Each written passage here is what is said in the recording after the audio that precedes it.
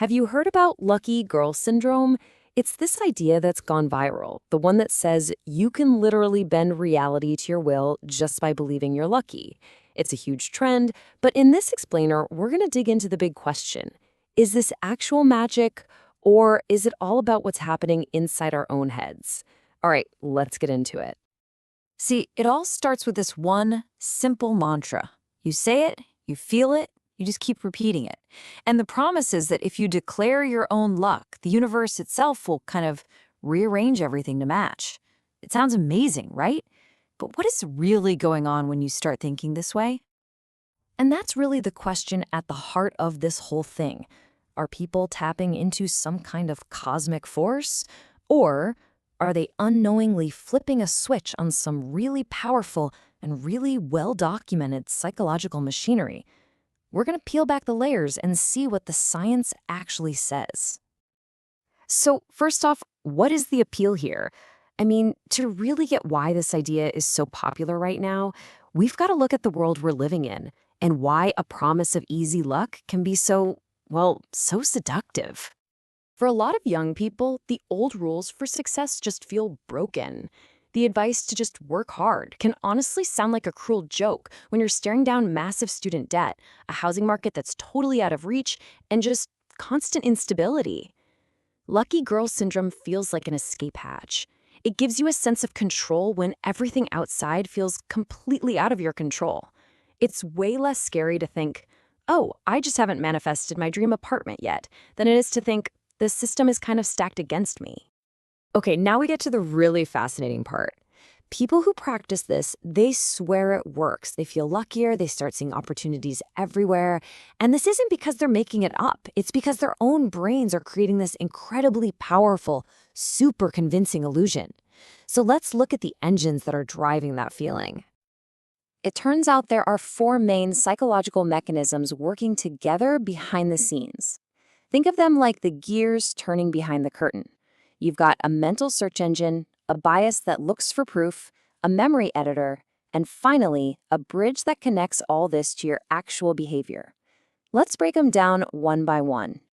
So, to get the first engine, you have to wrap your head around this number. Every single second, your brain is getting hit with about 11 million bits of information. But your conscious mind, it can only really pay attention to about 40. That's just a wild difference. So how on earth does your brain decide which 40 bits get through? Well, that decision maker has a name. It's called the Reticular Activating System, or RAS for short. The best way to think about it is like a bouncer at the nightclub of your mind. It's the one deciding what's important enough to get past the velvet rope and into your awareness. And here's the kicker. You're the one who tells it what's important. This slide nails the analogy perfectly. Think of your RAS as a search engine for reality. If the search query you're typing into your brain is, "Why is my life so hard?" Well, your brain is going to find evidence for that. It'll show you the traffic jam, the mean email, the late bill. But if you change that search query to, "Why am I so lucky?" your RAS starts highlighting totally different data. The green light you caught perfectly, the stranger who smiled, the free coffee.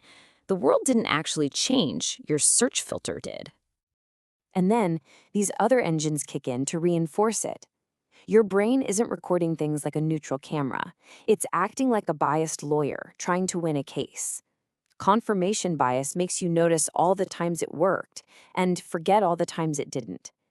And then memory reconstruction literally goes back and edits your past memories to fit this new story, making you feel like, you know what, I've always been this lucky. So this is the most crucial point right here.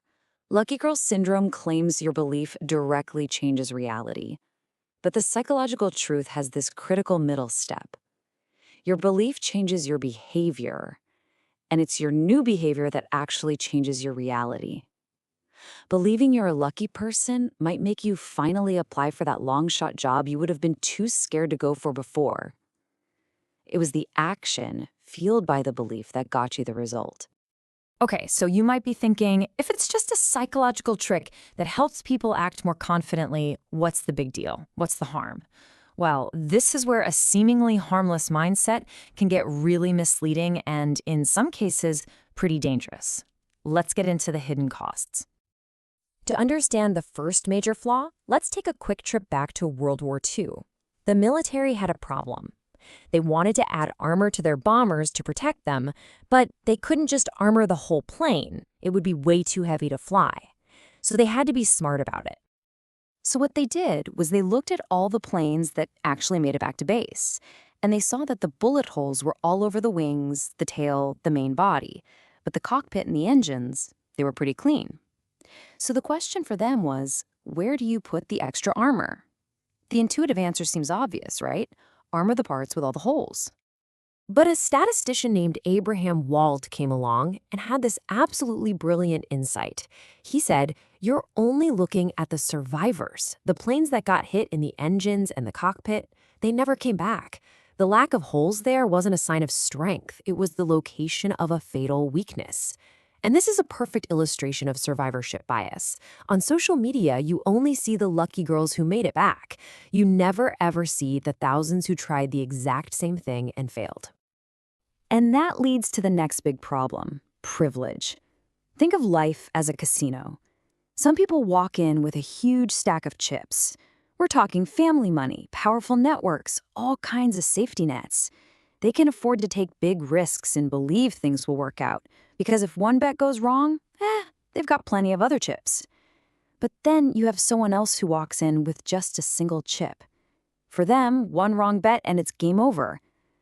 Lucky girl syndrome often takes that huge stack of chips and rebrands it as a magical mindset, totally ignoring the real-world advantages that make it so much easier to get lucky. But check this out, because this is where it gets really counterintuitive. Pure positive thinking can actually kill your motivation. A psychologist named Gabriele Oettingen did this landmark study on weight loss. The group she told to intensely fantasize about their success, which is exactly what lucky girl syndrome tells you to do, they ended up losing 24 pounds less than the other groups. Why? Well, their brains got a little hit of pleasure from the fantasy, basically tricking them into feeling like they'd already done the hard work. It totally sapped their motivation to actually, do it. And this is the truly dark side of it all. If you believe your thoughts create all the good things in your life, then the logical flip side is that you must also create all the bad things. And this leads to some really profound victim blaming. People going through horrible trauma, abuse, or poverty are told it's their own fault, that their vibration was off. It is a cruel and deeply damaging idea. Okay, so we've taken apart the illusion, and we've looked at the real dangers. But that does not mean we're powerless. The goal here isn't to become a cynic, it's to become effective. So let's shift gears and talk about some scientifically backed alternatives that give you real control. This brings us to something called the WOOP method, developed by that same researcher, Gabriele Oettingen. It stands for wish, outcome, obstacle, plan.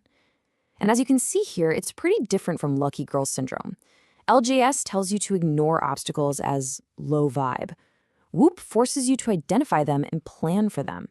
And instead of just passively waiting for the universe, it makes you create an active if-then plan, which has been proven to make you way more likely to actually succeed. And there are other solid frameworks too. You've got Stoicism, which is all about focusing your energy only on what you actually control. Like, you can't control the weather, but you can control whether you bring an umbrella. And then there's the research from psychologist Richard Wiseman. He found that lucky people aren't magical. They just practice certain behaviors. They're more open to new things, they trust their gut, and they bounce back faster from failure. He says luck isn't a superpower, it's a skill you can learn. And that really is the bottom line. Your mind is incredibly powerful, just not in the way lucky girl syndrome claims. It can't bend spoons or make money appear out of nowhere. Its real power is in directing your focus, shaping how you interpret what happens to you, and most importantly of all, driving your actions in the real world. That's where your true power has been all along. So, I want to leave you with this final thought. The promise that you can control the entire universe with your mind is, well, it's seductive, but it's a fantasy. What if real power, real agency, isn't about wishing for the seas to part in front of you, but it's about learning how to build a better boat and becoming a more skillful sailor? What if luck is really just another word for wisdom in action?